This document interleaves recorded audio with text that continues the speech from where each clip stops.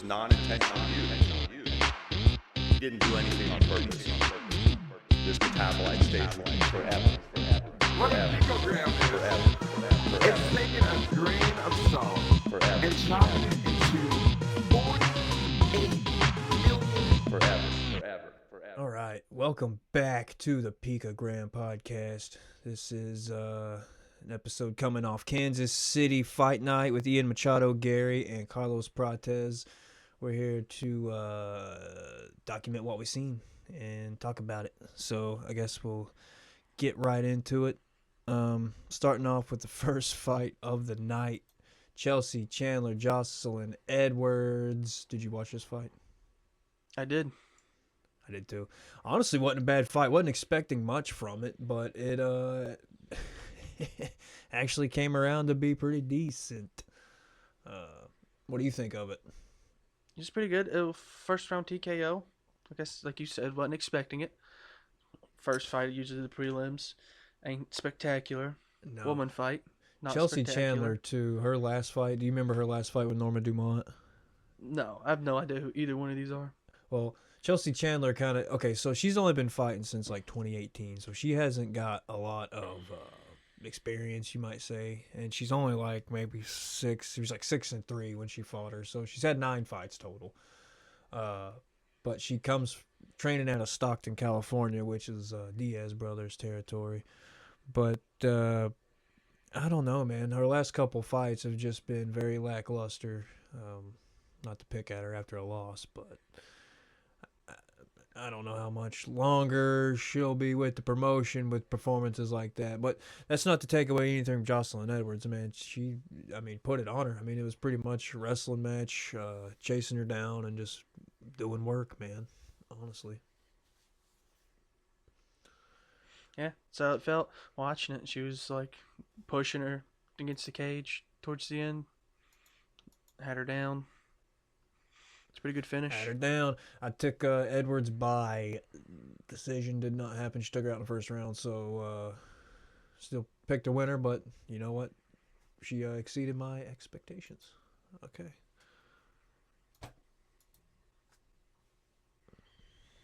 What you got on this next fight? Oh yeah, the next fight was a featherweight belt with Timely Chumba and Roberto Romero. Yeah. Roberto Cuamba threw me Romero. off. Sorry. Nah, you're good. What a hell of a name too, Roberto Romero. Roberto Romero. Like I said, I seen it. I was like, Roberto? That can't be right. It was. This was a second round TKO, 3 minutes 55 seconds. Yeah. Cuamba is got hands, dude. Busted up Romero. One thing I do remember about Romero was dude was fucking shredded.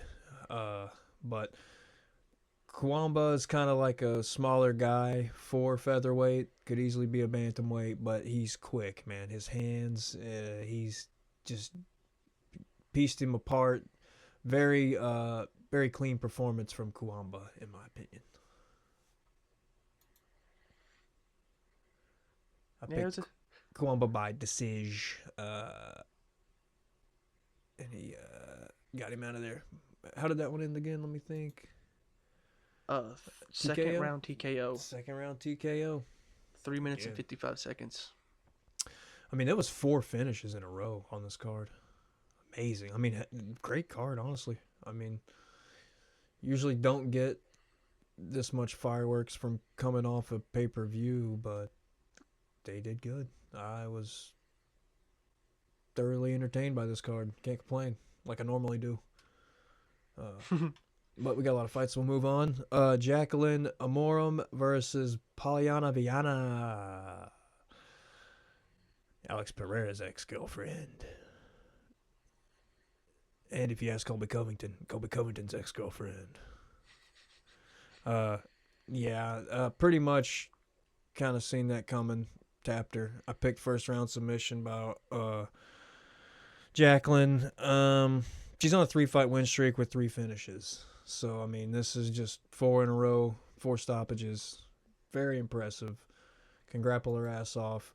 Polyana Viana is on like a 3-fight lose streak. So, I mean, you kind of just do the math there. We kind of seen that coming. Yeah, it was a second round submission. Second round sub. Yeah. Great job. Pretty much just a grapple heavy fight.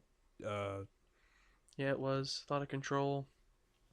Amorim she can grapple her ass off. Like I said, she did work.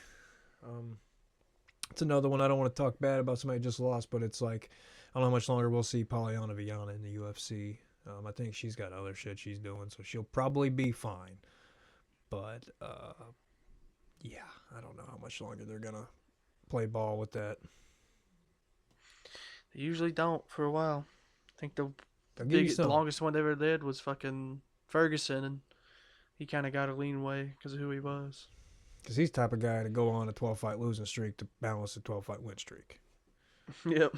He is the dude to do that. Type of guy.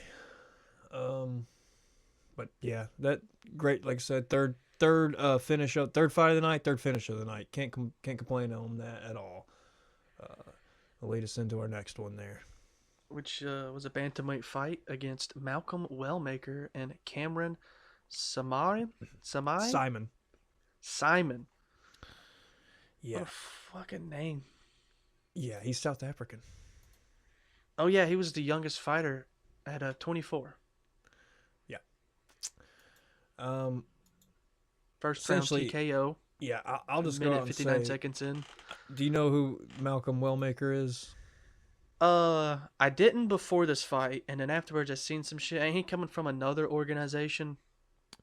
Well, technically yes, but he was a Contender Series guy. So Oh, I thought he fought in another org and then came. I'm not familiar.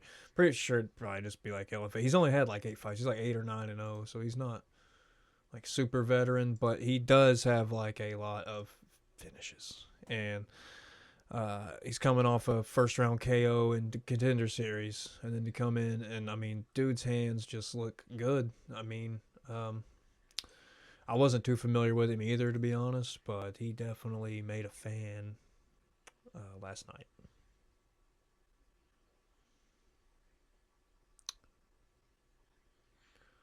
Yeah, Malcolm Wellmaker, you got a future.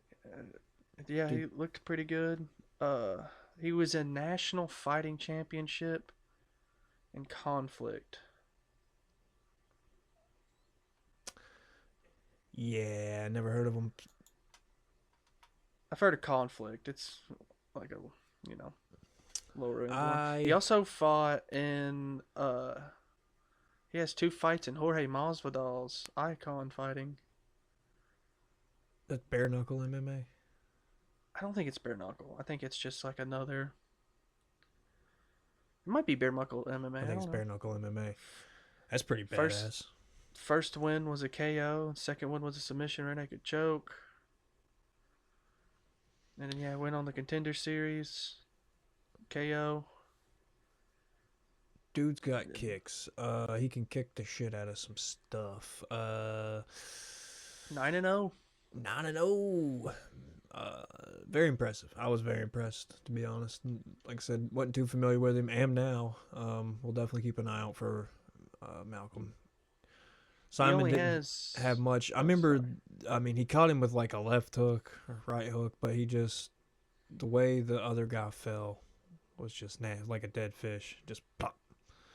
So, Yeah, that was I think the most vicious knockout of the night. I would have to say, yeah, knockout of the night for me. But looking at his fight history, even where I'm at shows his amateur history. And he only has 1 loss in his amateurs, and it's his 3rd fight to an armbar. But every other fight he won, 7 of them. 7 wins in amateur. 9 wins as a pro. So yeah, he just wins, pretty much. Dude's good. Like I said, he can strike with the best of them. Will be interesting to see how far he goes. Someone to keep an eye on. Somebody keep an eye on. But moving on, we got Damon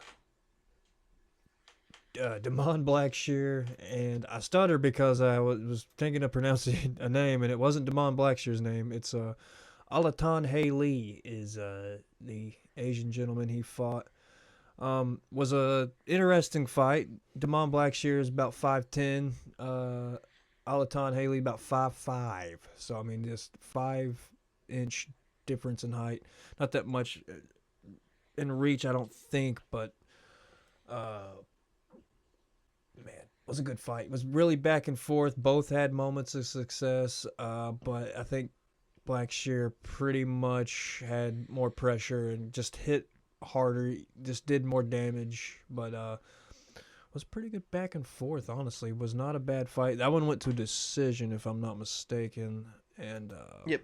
First fight of the night to go to decision, and then the next four all went to decision. Yeah. So 4 finishes and 4 decisions for the prelims. yeah, buddy, I had Damon Blackshear a second round knockout. Did not come to fruition, but he did still win. So you got the win. yeah. Anyway, moving on. Got a lot of fights. We'll move on. Yeah. I'm gonna let you try to pronounce this guy's last name, but this was a featherweight fight against a Chris and a John. That is John Castaneda and Chris Gutierrez. Yep. But it was a decision, with the winner being Chris. Yeah, I mean, pretty much some Mexican on Mexican crime there. Chris Gutierrez, savvy vet. John Castaneda's a vet too, so I mean it ain't much more. If you look at those two gentlemen, you wouldn't know it, but Chris Gutierrez is actually a year younger than John Castaneda. John Castaneda got that baby face, look like a young Robbie Lawler. one of those fucking deceptive looking motherfuckers. Just time has been kind. But Chris Gutierrez etched it out with the leg kicks and the pressure. Pretty back and forth fight. Apparently he got a knockdown. He got a knockdown, so I mean that's probably what won him. Guys pretty evenly matched, so I mean it wasn't like a total ass whooping on either end. So decent fight. Didn't really do much for either one of them. I don't think either one of them earned anything from that. They kind of just got paid for that. So looking at the fight stats, it was very, very even. Yeah. The whole fight. Yeah, and those are dudes that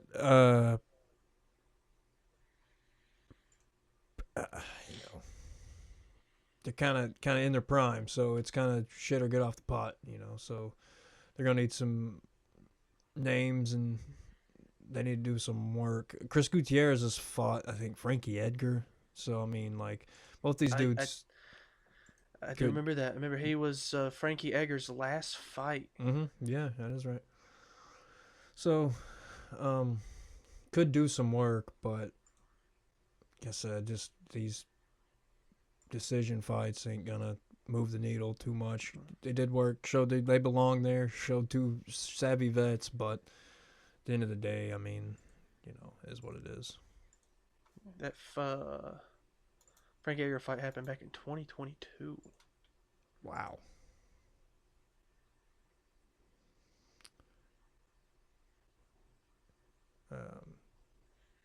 Yeah.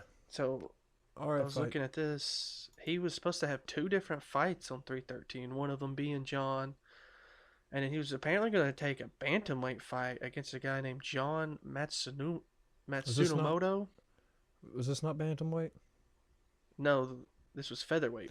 Oh, so this is a late minute fight because they're both bantamweights. I'm pretty sure. At least Chris Gutierrez is definitely a bantamweight. It's where he fought Frankie. Oh, but yeah, okay, yeah. It says right here every single other fight he's ever done is bantamweight, but this one was a featherweight. So yeah, he must have just been. So yeah, don't take what I said to heart. So I mean, yeah, like I said, don't really move the needle, but he was just kind of going in there. It looked like he was going in there for a paycheck. Yeah. So this fight was planned for UFC 313 for featherweight, got canceled. He was supposed to fight the John guy, Gene Matsumoto at bantamweight, and then that fight got canceled, and then they done this one at featherweight. Well, yeah, good. Yeah, I'm glad Interesting. he won. Yeah, he waited around for his fight and it paid off. So I'm glad for him. Go Chris Gutierrez. It's weird that he went down or went up. Sorry. Well, I guess if he's cut weight that many times in a row, he's gonna need a break. Can't do it that you can't hit your peak that many times that soon. Right. But And go on to the next fight. yeah, It's Evan Elder versus Gage Young. yeah, decent Lightweight fight. bout. Yeah, two young guys just in there duking it out. Really kind of what you expected. Pretty even fight. I would have to see the scorecards, but I'd probably say it was a 29-28 across the boards for Evan Elder. I picked Evan Elder by decision, and that's what happened. So, not much to say about that one. Not much happened in that one. They got, tore up, busted up. Like I said, just peppering each other in the face. Two young guys just going at it. That's all I got for that one. Yeah, decision. 3 Move on to rounds. the next one. Matt Schnell and Jimmy Flick. Two veterans in the flyweight division, if you're not familiar with them. Matt Schnell's been on I think a 3-fight losing streak. Actually retired after his last fight. Hung him up, and then his coaches talked him out of it. So, yeah, I picked Jimmy Flick to win by decision. Didn't happen. He won the first round for sure, and then Matt just kind of came back. It was pretty much a grapple fuck the whole time, back and forth, just grapple match, flyweights grappling. So it's entertaining as you find that. That's about as exciting as it got. Matt Schnell took the last 2 rounds to win. Yeah. He was on a 2-fight losing streak and then had 5 fights canceled in a row. God, that sucks. There was a point in time where I thought Matt... 2023 to 2024, all canceled fights. Like I said, I was about to say, there's a moment in time where I thought Matt Schnell was going to be the man. Looked good. Him and Ursay, at one time, I was like, these dudes are the future, and hasn't really panned out that way, but that's just how it goes sometimes. But there's still time, maybe. It happens. After the second round, I think, this was the second time this happened last night. There was a point where Dan Marigulata was he would hear the clapper and would grab him before the bell rang. So I don't know what the hell that's about, honestly. But I don't know if he didn't think he could hear the bell and just was making the decision now is the time to pull him, or was just guessing in his head or something. But there was 2 instances. I'm pretty sure one was the Polyana Viana fight where he just tapped him to get up before the fucking bell rang. They'd clap him, and then 5 seconds in he would tap him to get up. And then in the Matt Schnell fight, Matt Schnell didn't even get up. He was had him in a fucking some kind of submission, and Dan came and tapped him on the fucking back 5 seconds before the bell rang, and Matt didn't let go. He waited till the bell, and then he tapped him again when the bell, and then he got up. So it was weird. That was 2 times that Miragliotta fucked up, or I don't know. Something weird might have been going on. They were having weird technical issues last night. There's a point where they cut to a camera, and it was a camera pointing down under the fucking octagon. So we had the B team last night on production for sure. Kansas City. Is that The where they Kansas were? City road team. Yeah, they really fucking did a number last night. But whatever, just thought I brought that up. Put it in my notes to bring up that, weird shit happening with the timing last night. That was odd. Was odd. But anyway, we will move on to the motherfucking main card. Main event. Not main event, main card. Main card, but we got a lot to do. There was a lot of fights last night. Good ones, too. Yeah. Yeah. The last 3, well, I guess 4. Oh, I know Randy Brown, so I guess that's 5. The only Yeah. ones I don't know is the next actual fight. Actually, I think I know Andre Muniz. You know him. He's kind of a vet. So here's the thing about Andre Muniz.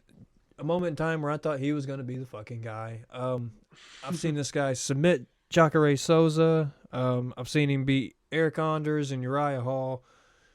So when he shows up, he's on it, and you know he's the man. But on a little bit of a skid here of late. But when you don't show up, do what? I'll say this fight was canceled twice too before it happened. That's crazy. It's Ikram's canceled. last fight was losing to Robert Whitaker. Damn. So he probably was like, "I need to win. Let me hang on to Andre Muniz, Muniz." So he probably he was coming off a win, and then who'd he beat after Whitaker? Muniz. I mean, Muniz is coming off of a win. He's coming. His last fight was in 2023 against Park Jun Young. It's a decision. And that guy ain't bad. That's the Iron Turtle. For those who don't know, He looks like a Jung turtle. Young Park. He looks like a turtle. Is the Iron Turtle. Lost to Andre Muniz. He's really like a submission guy. He's got hands, but he's kind of, like I said, when he shows up, he's the man. But if you don't show up against a guy like Alaskarov, dude, it's gonna be a long fucking night. Ikram's only losses are Hamzat and Robert Whitaker. So I mean, not gonna set the world on. Yeah, I mean, can't really fault him for that. Not gonna set the world on fire. He's like pretty much the middleweight Ankalaev. Just, you know,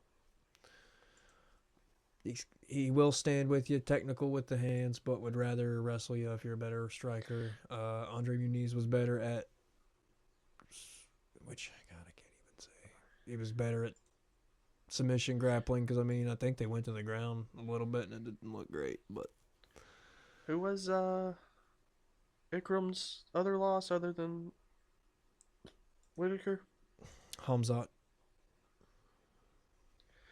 Did that happen in the UFC? Maybe not. No, because he has, well, it shows. I like how it shows me all the canceled fights. He's had a lot of canceled fights, a lot, and he's only had 4 fights. Was his 5th fight in the UFC. His 4th fight in the UFC, he fought Robert Whitaker.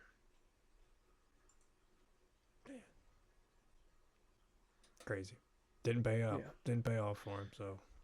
But his 2nd fight in the UFC was supposed to be against Paulo Costa, and that was canceled. Maybe thank God for that. He was supposed to fight Anthony Hernandez. That was canceled.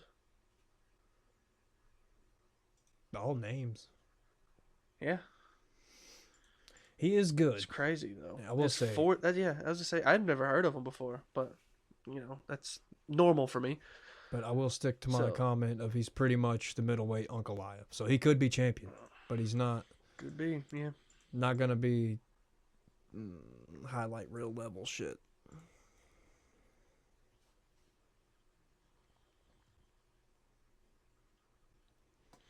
So you can go to the next fight. Yeah, we'll move on. Did you Askarov's show your good. pick? I will show my pick. We'll go here. I picked wrong, so yeah. Maybe we should have showed your pick. Maybe I shouldn't, but I will be honest. I thought maybe that Muniz would pull something out in the submission department the last second. Oh, he got maybe get his knocked ass the fuck kicked. out. He got knocked the fuck out. I thought maybe he wouldn't get knocked the fuck out and then maybe last and tire him out and then do something like a Paul Craig situation, but it just did not happen. But we'll move on. Next fight. Welterweight bout with Randy Brown and Nicholas Dalby. I don't know why I stuttered there. Yeah, it's one of the easier ones. Great fight. great fucking fight. Man, what a fight. Nicholas Dalby is a tough son of a bitch. Never been stopped before, until now, but had not been stopped before. He's like 40 years old, a fucking just Viking of a man. But you got Randy Rude Boy Brown on the other end of that equation. And that dude, he's a bad dude. 20-6. Been fighting UFC since 2016. 20-6. I mean, he's like 6'4", fucking welterweight or something like that. I'm just guessing 6'4". He looks 6'4". 6'3". 6'3". So yeah, he's way taller than these dudes he's fighting. Talented, man. He's talented, and he'll probably start moving up the ranks probably a lot sooner than not for a performance like that. That was a nasty, like, fucking straight up face plant KO that he did to Dalby. Beautiful. Feel bad for Dalby, but man, beautiful.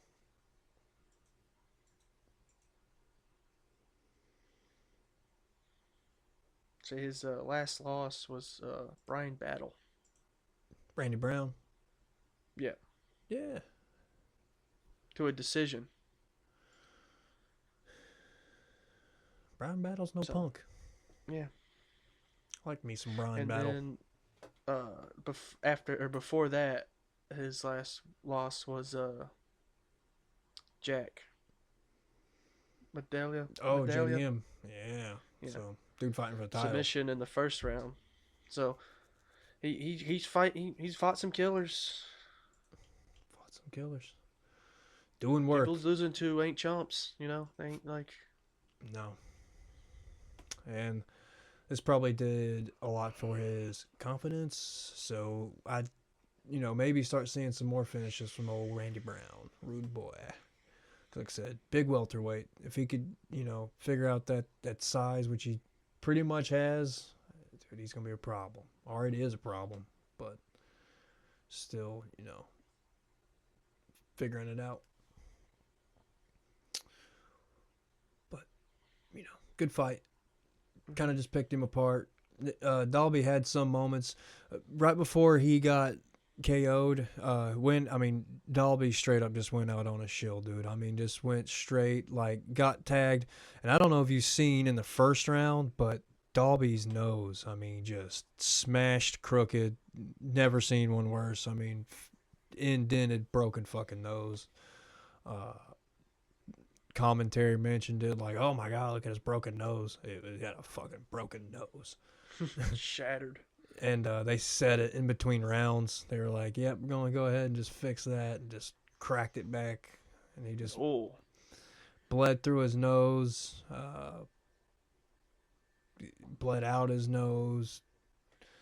So that second round, he really did kind of just go in guns blazing. He knew he didn't have much of a gas tank because he couldn't breathe, so he did what he had to do.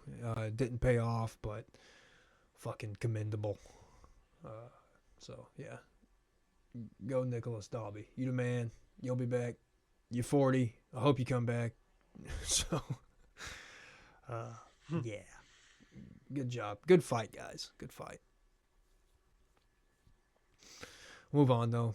Michel Pereira, Abusmagomedov. Decent fight. Not really. So, I will say, which he's getting older, but Michel Pereira, welterweight version and middleweight version are two different fucking people. Welterweight, Michel Pereira, which he may be getting older, or his coaches are like, cut the shit out. But when he was welterweight and he was skinny and he was flying and jumping off the fucking sides of the octagon, he's doing backflips and landing on motherfuckers and doing capoeira kicks and all this shit. You don't see it anymore. You don't see it at middleweight. Like I said, maybe he's older and maybe he's, calming down, fighting smarter maybe. But it's not working anymore. He's not winning. So I don't know if that was a key to his game, or because, it used to fuck people up. He would go in there and he'd just jolt at you and people would flinch real hard and shit because you never knew what the hell he was going to do. He could, run to a fucking backflip Showtime kick off the side of the cage. You never knew. But now he's a little more predictable. He's trying to do like a straight kickboxing approach, which he has his moments, and he can grapple. But I don't know if we've probably seen the best of Michel Pereira, if you're asking me. 2-fight losing streak now. How many? 2-fight. Who did he lose to right before this? Anthony Hernandez was knocked out. Fluffy. So, again, like, and I would imagine that UFC probably made him go to middleweight because he missed weight several times. I mean, it was almost, you could predict it towards the end of his welterweight run. So, again, entertaining fighter, yes. Used to be even more entertaining, but it's kind of like he's at a weird point in his career of he's got to make this shift to where is he going to be the crazy guy that puts on a show, or is he going to be the super calculated guy who loses decisions? I don't know. But he looks a lot bigger now too, so I don't know if he can be in there. He was just so much faster at welterweight. Is what my ultimate point here is, like he just looked so much faster. He looked healthier. But was he? I don't know. I don't know if it was killing his body to get down there, because he kind of looks. His arms look bigger and shit, but he's got like a power gut now. If you've seen him or remember him from last night. I don't. I don't. I'm sorry. Nah, he not the same Michel Pereira that signed back in the day and was backflipping and landing on people, which is good, I guess. I don't know. I thought it was entertaining, but yeah, some people would be like, "Cut that shit out," you know. Yeah, but, I mean, yeah. Gaethje stopped. Yeah, maybe quit doing shit like that. Trevor Whitman really whipped his ass into shape. But I won't take anything away from Magomedov. He did a good job. Just kept it on the feet, kept pressure, kind of pinned him against the cage, a lot. But he did what he had to keep a Michel Pereira type guy at bay. So, I mean, smart win. Did his thing. So, pretty much all I got to say about that one. We'll end it on I don't know if Michel Pereira will ever get to like a main event type spot again, or he might. I mean, he'd come back, but 31-13, he's getting there. You know, He's getting there, bud. We'll go on to the next one. Featherweight bout against Giga and David Onama. Good fight. You remember this one very well? A little bit. I was interested in it because of Giga. I mean, when was the last time he fought? He fought Calvin Kattar end of last year. Right? Okay, yeah. No, Arnold. Arnold Allen. Okay, so yeah. He's got a fight every year. He fought Calvin Kattar in 2022. Damn. So yeah. Giga's another guy kind of like Michel Pereira. He's getting kind of older. He may have hit his potential in the UFC. Guys like that kind of do like most of their work outside the UFC, and when they get to the big show, they kind of don't have enough left in the tank, or I don't know, man. Like, you see Giga out there, he looks kind of fucking old. He's still sharp as shit. He's still kicking, as accurate as ever. But again, like, he's slouching in the grappling department.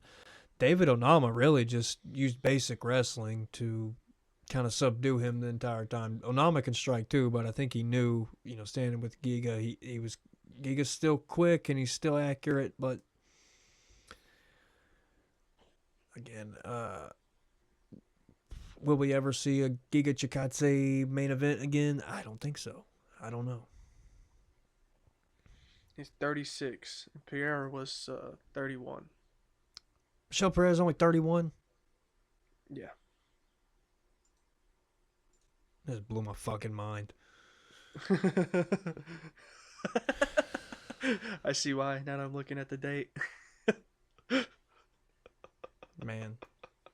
Insane. But again, we'll go back to get your 31 fights. Yeah, I know. But yeah.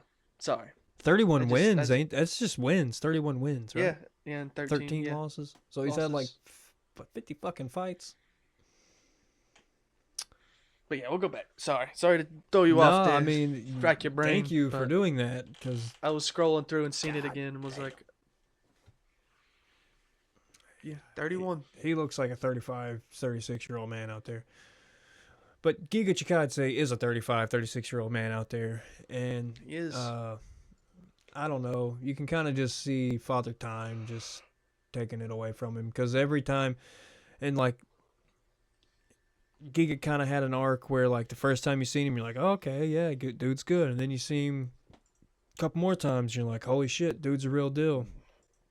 And then you start seeing, like, him only fighting once a year. You know, that's probably the right move at his age, but it's still, I don't know, it's taking a toll on him, man.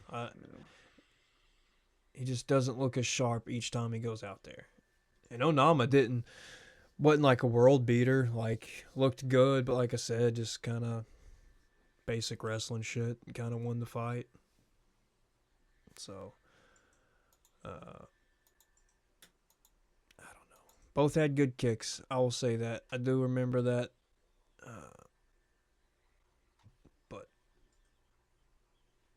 you want me to tell you the scorecard? yeah. Unanimous 29-28. Yeah. Everybody gave first round to Giga. That was when he was looking the sharpest. And like I said, it kind of just fall off that hill. I don't know if it's age, I don't know if it's the game passing him by, because he's an amazing striker, but these guys get here from like a kickboxing background. There's only so much time in the day to learn wrestling, and if some guy has put half his time in wrestling, half his time in striking, then he's got that advantage on you, and there's just pretty much nothing you can do about it. But I did pick David Onama to win. I thought he would have put him out. I was imagining like an on-the-ground TKO, to be honest, but never came up. He just beat him by decision. I also picked Michelle Pereira to win. Did not happen. And also picked Nicholas Dalby to win. Did not happen. So had a first little skid there. You were 3-3. 3-3. Had a real skid mark on the front end of that one. Just fucking. But, you know, good fights, so I'll take it. The Randy Brown one ain't mad about. I thought Nicholas Dalby would probably take the latter rounds and win, but after getting your fucking nose smashed, it will change your day. Didn't make it. But anyway, we'll move on to the next fight, because this is one I'm dying to talk about. Zhang, light heavyweight, co-main. Dude, Zhang Ming Yang and Anthony Smith. A weird send-off for Anthony Smith, right? Yeah. In his own fetal position. Pile his own blood. Classic Anthony Smith. And I got nothing against Anthony Smith. I got nothing against Anthony Smith either. Motherfucker threw his life to this. Had some amazing fights. Yeah. I'm not gonna insult Anthony Smith. So I'll say that again, a weird send off. I feel like he could have fought somebody like a Paul Craig or something. Well, Paul Craig's middleweight now, but somebody like, you know, a little more weathered, a little more tenured than this absolute fucking Chinese Terminator they gave this guy, who elbowed him in the head. I mean, 20 times, if I have my count correct. I mean, just trying new shit on him, just fucking elbowing up, elbowing down, swiping elbow, step in elbow, fucking pop on top of the head, sliced him open. I mean, again, it's not like they didn't have faith in Anthony Smith, but it's kind of like, what the fuck were you thinking? Yeah, I mean, especially somebody who has only 3 fights in UFC and all of them being first round knockouts. he's on like an 11 fight knockout streak, dude. No shit. I'm just looking at UFC stuff. And they're like all first round. So, I mean, I don't know what, just the most powerful striker. Maybe they're, sometimes UFC, which I don't know if they would do this to Anthony Smith because he's been so loyal to the company and he still works there and they're still going to see him. But sometimes they will literally, kind of like a Frankie Edgar and Chris Gutierrez situation, well, they'll take a legend, possibly ex-champion, possibly just, main event, but they will take their star power and give it to some young guy. They'll let them go in there and knock them out and take their shit away. And it's kind of disrespectful, but again, it's kind of like if you go back to like the purest of, if Anthony Smith's a fighter, he's got to be the best on the, he's got to be, take any fight anywhere and will fucking, can't be scared of nothing, can't say no, and he's the type of guy that won't say no. He will fight anybody you put him in there with. But again, what did they fucking expect to happen? I mean,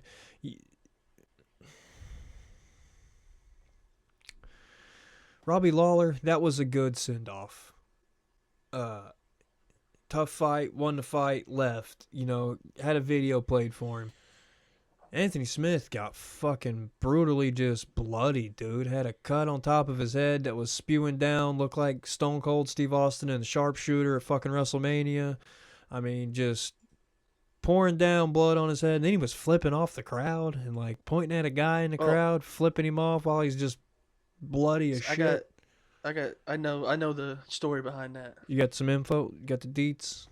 I got the deets. What happened there? Because after I seen it, I kept up with it because I was like, what the fuck? Just some fat Cartman-looking guy. Well, I think it was a dude next to him. Oh, okay. There was a dude. I don't know if it was the fat dude because that's who the dude was. He was pointing himself like me. Yeah, that's what I thought. But it was obviously... So there was a guy in the crowd who was wearing like a Nebraska like football jersey or whatever.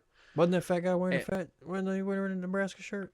I don't know. I wasn't paying attention to the fat guy. It wasn't they didn't show guy, a picture of the dude. Cartman. They just said it was a dude in the crowd that was wearing a Nebraska football jersey, and apparently that's around the area that that's Anthony where Smith is from. That is where Anthony Smith was born, Nebraska. So he was as Anthony Smith was walking out, he was flipping off Anthony Smith.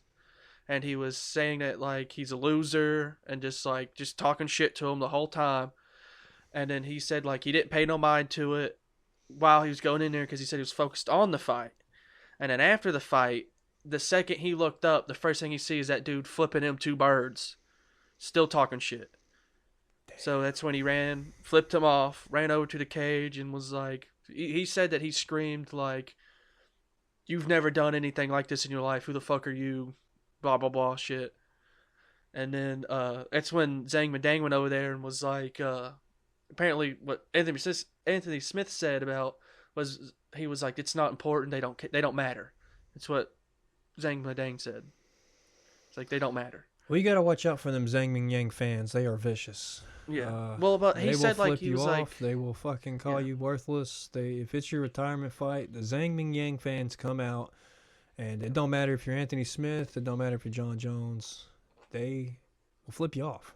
So, I mean, Anthony Smith, I was asking for it, if you're asking me. Well, he said that, like, it just, like, it kind of, like, rubbed him the wrong way because he was wearing a Nebraska state jersey. And he was like, you should be, like, I'm from your area. He should be. Like, what are you doing? He's like, and he was like, he's like, it just made him lose a lot of respect for, fans. He said like in that moment he's like, I lost a lot of respect for fans. He was like, there's just people out there that don't understand and don't care.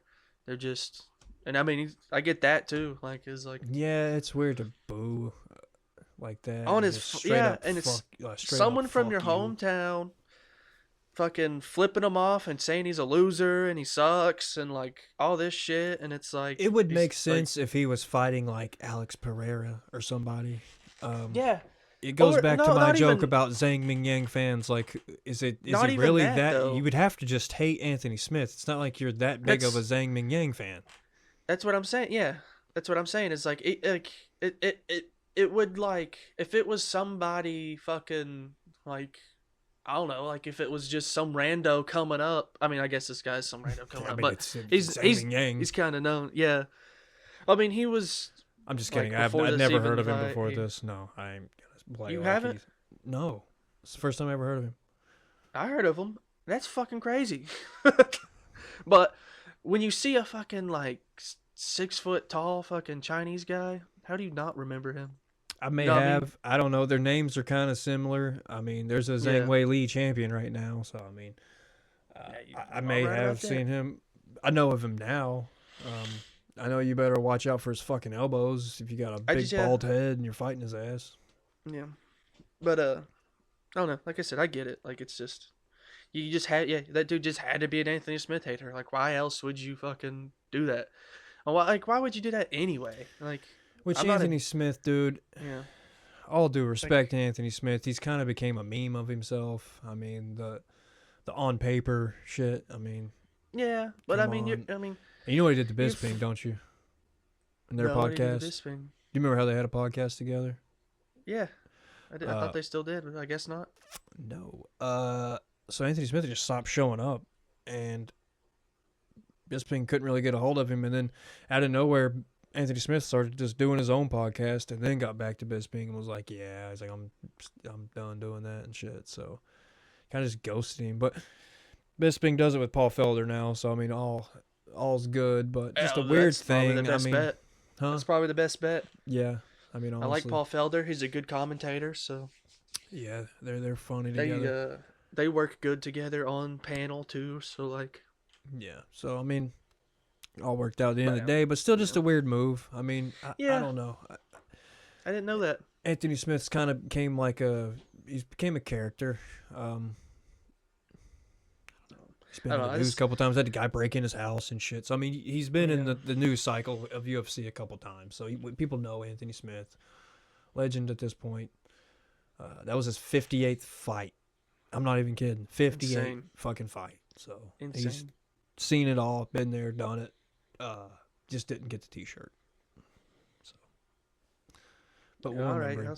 We'll remember him. let's. Yeah, I mean, I'll never forget him.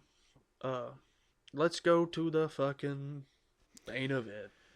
The fucking main attraction of this motherfucker. Which pissed me off. I mean, as you can see, I picked it right. So I mean, I can't say I'm too pissed off. No, well, look, I'm not even mad that Ian Gary won. I'm mad that Protez. That's his name, right? Mhm. I'm mad that Protez didn't finish it. He At had a the chance. end Yeah. Of the 5th round, he was on top of him. Ian Gary was not responding to the punches, and he just stopped. He just stopped. He probably gassed out from all the fucking heaters he's been smoking. Well, I mean, yeah, and then like Ian Gary like rolled because he was you know, he didn't have back mount, but he was like down on his knees with his back pointed up. And then Shelled up. when Protez stopped, he like rolled forward, and Protez was still on top of him. Protez was still like working, but he just didn't fucking throw any more punches. If he would have stayed in that fucking with his back towards him and just kept loading punches where he wasn't responding, he would have won. He would have got TKO right there. And it's crazy that it was in the 5th fucking round. Yeah. So we'll work backwards from that. If you didn't watch the fight, I'm sure you did if you're listening to this. But if you didn't, pretty much, Protez had a strong start. Kind of what you would imagine. Ian Gary fucking fights on his back foot, circling away from motherfuckers the entire time. So he's a very defensive fighter, picks his shots. Had some good grappling moments. I mean, say what you will about Ian Gary, but the dude's the real deal. He's pretty much skilled in every department. Outside of the ring, he's a little corny, but I mean, he does work in there. He knows how to win fucking fights. Pretty much cinched second, third, and fourth round pretty easily. Protez's power kind of faded after the second.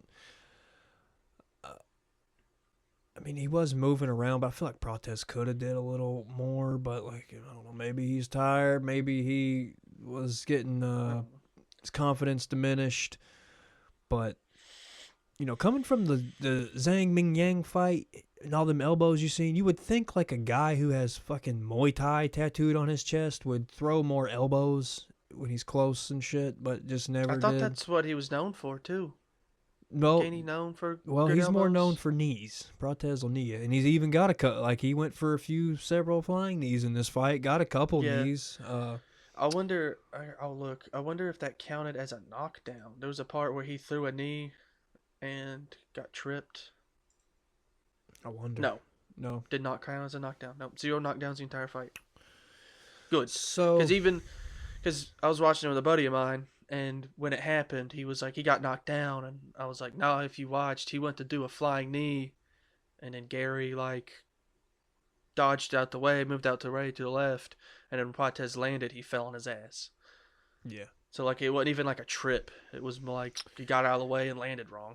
yeah, He expected it to land, yeah. Just bad timing is all that was. Yeah. Was a good fight. I don't know if it did I mean, much. I didn't hate the fight. It was a good fight. Protez Gary was bloodied. Yeah, I mean, I don't know if it did much for Ian Gary because Protez, he's a killer. Everybody knows him. He's a scary But dude. he's like, but again, he's not like top of the chain. like It didn't 13th. really. What if that? Yeah, I thought it was 13 versus 13-7 was their ranks. sounds about right. Yeah. So I don't know if he just got in there. I think this was a replacement fight. He was supposed to fight somebody else, so he, just took Protez. Which one? Gary. Protez? I think Gary was supposed to fight I somebody thought. else. No, I thought it was Protez. Protez was supposed to fight Jeff Neal. Okay. So yeah. He did the step last in and card. fight Carlos Protez.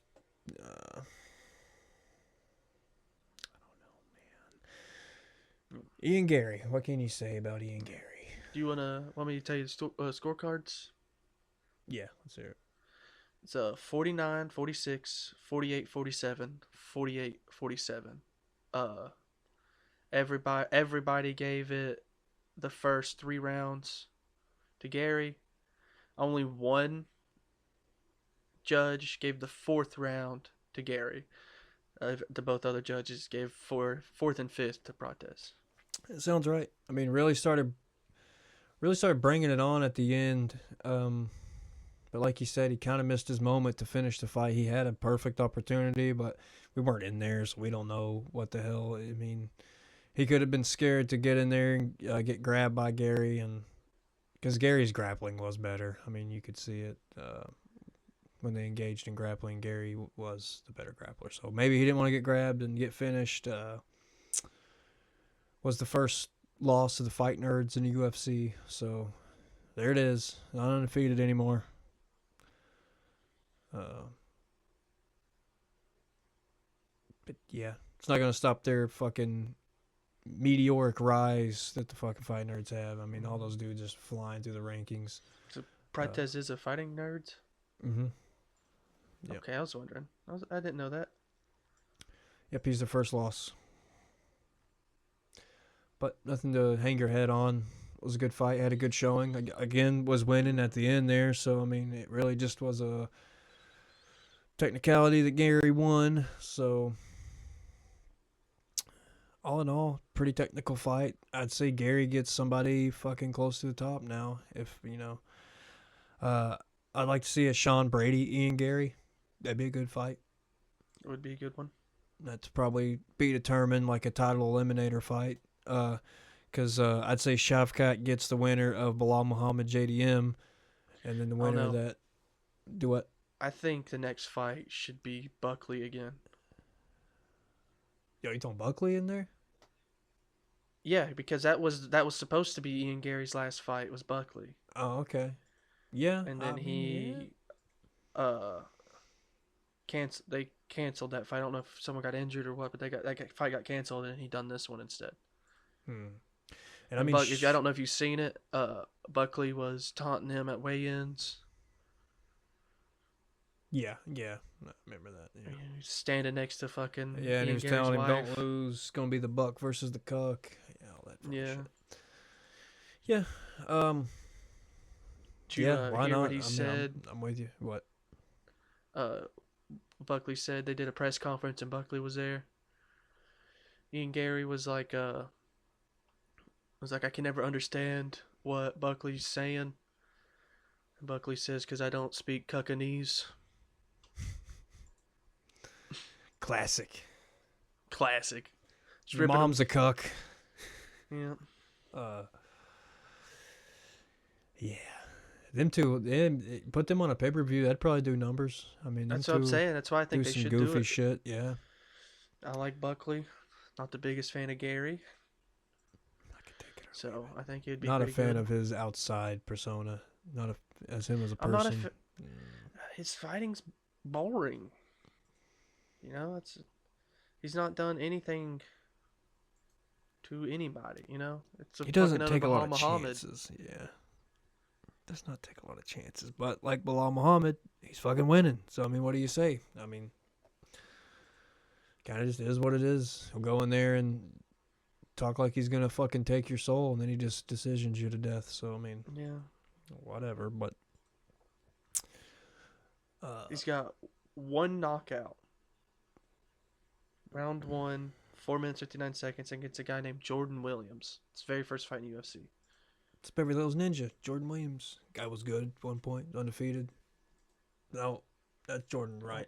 I don't know who the fuck Jordan Williams is. Sorry, Jordan Yeah, I was Williams. gonna say this guy is 9-6. Yeah. I went to look him up, and he's not even on fucking Google. It's showing me some football player. Some Georgia Tech offense guy. The real Jordan Williams. Please stand up. Yeah, I don't know. Welterweight's kind of a clusterfuck right now, but that's kind of good because it's kind of where you want it. You want to like an unclear number one contender, if you will. Like I said, Sean Brady's up there too somewhere, which he did just beat Leon Edwards, which for some reason, even though that guy just had the belt, it just wasn't that impressive. Am I wrong? Like, I don't feel like... Yeah, I feel like he's not as motivated. I feel like he's like losing. He's already had the belt. Like, kind of made his dream come true, and he's kind of just checking out, which is crazy. I think he's on like 34 or 35. He could be right there, but I don't know, man. That welterweight belt moves fast. You've never noticed. Sean Brady is ranked number 1 now. Good. Where's Shavkat? That don't make no sense. Where the fuck's Shavkat? 2. That don't make sense. Rachmanov should be number 1, if you ask me. But maybe it's where Sean Brady did just beat the formal champ, which I think was 1. I think probably Leon was probably 1, so can't fight the math on that, so whatever. But anyway, I guess we'll wrap this sumbitch up. As a pretty good recap of the fight night. Not a bad one. Fun watch. Gave us a little bit to talk about. No real current events. You got any current events you got? I don't know. No, I mean, it was just... Nah. Yeah, the only thing I actually actively looked into was what happened with Anthony Smith at the end of his fight. That was about it. I was interested about Did that. you journalism on the fucking Cartman looking guy? Oh yeah, I was just because I was wondering. It was fucking weird.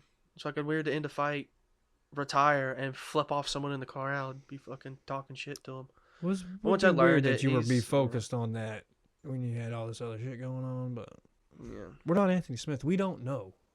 We don't know what it's no like to idea. have a podcast with Michael Bisping. We just don't know. yeah. You may have Maybe to ghost him. Bisping sucked. Maybe he Yeah. sucked. Maybe he was annoying. Maybe he didn't stop blowing up his phone, so he had to bounce out of it. I mean, dude, just fucking British people. That's what they do. Fucking invite him over one time to have beans on toast. Didn't know what to think. fucking beans on toast, have fucking fries and olives, call it nuts and bolts. We don't do that here. We don't want to fucking talk about that on podcast. No, Michael, no. No, Michael, no. Alrighty. Whatever. We'll talk about nuts and bolts and beans on toast all we want because we're the Picogram podcast. That's what we do. We talk about what the fuck we want to talk about, but it's mostly fights. We'll leave it there. But if you made it this far into this episode, we do appreciate that. We appreciate that miracle. And you the real MVPs. We appreciate you all listening. We'll be back next week, like it or not. And this is the Picogram podcast. Thank you for listening. If you enjoyed this episode of the Picogram podcast, don't forget to like, comment, subscribe, and follow us on Instagram at Picogram Podcast.